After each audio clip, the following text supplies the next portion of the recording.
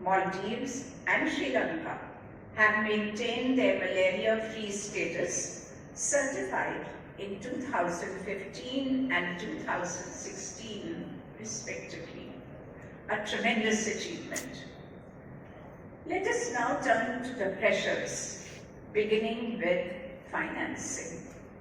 Since 2010, overall funding in the region has decreased by 36%, mostly on account of reductions at the global level. In 2021, domestic expenditure. Our Secretariat's work. While it may be a small number in comparison to sub-Saharan Africa, 1 an hour is not acceptable for a disease that's preventable, treatable, and that has been eliminated from 42 countries in the world, including within this region, in China and Sri Lanka, with so many countries on the cusp, and as we will hear today, even here in India, the remarkable progress that's happening.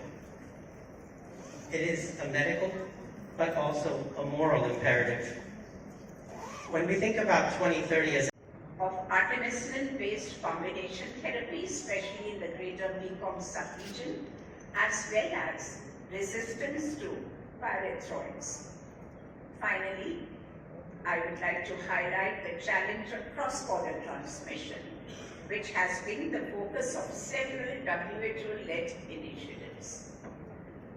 Let us now turn to the third P, the most important one, our path forward for success. The WHO Southeast Asia region has 5 priorities. First, strengthening capacity at the subnational level. 2, shifting attention to the periphery with a focus on cross-border collaboration and increased capacity for local response. Third, ensuring adequate and sustained financing for malaria programs. Fourth, transforming surveillance into a core malaria intervention. And fifth, accelerating high-impact innovations, not just in diagnostics and treatments, but also in service delivery. Which brings me to my message of today. Together, we must invest, we must innovate, and we must implement.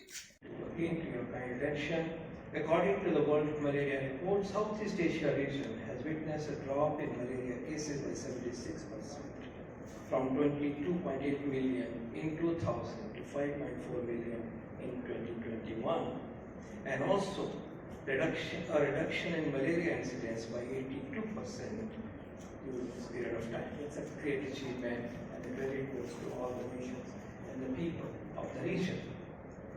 Under the visionary leadership of the Honorable Prime Minister Modi, India has achieved a remarkable progress and success toward malaria elimination recently.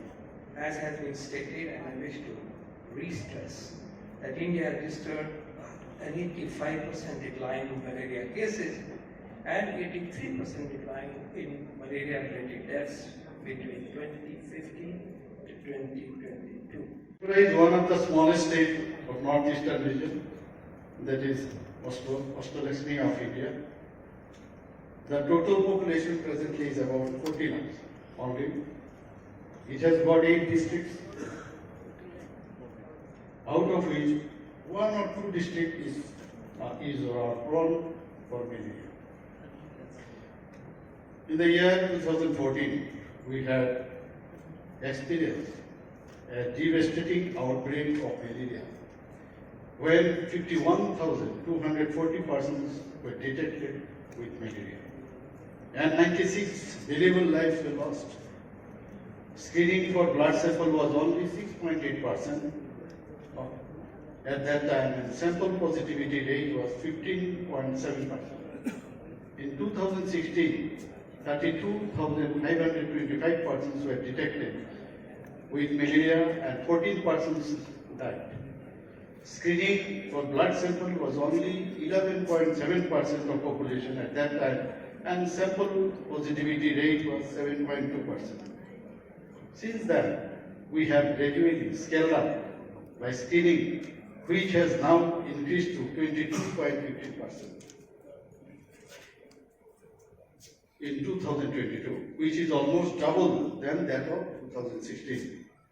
Number of cases came down to 12,771 cases, being one-fourth than that in 2014. And ladies and gentlemen, I recognize the experts in this forum, and I'm here to learn as much as possible and to give a perspective from a small island state in the Pacific.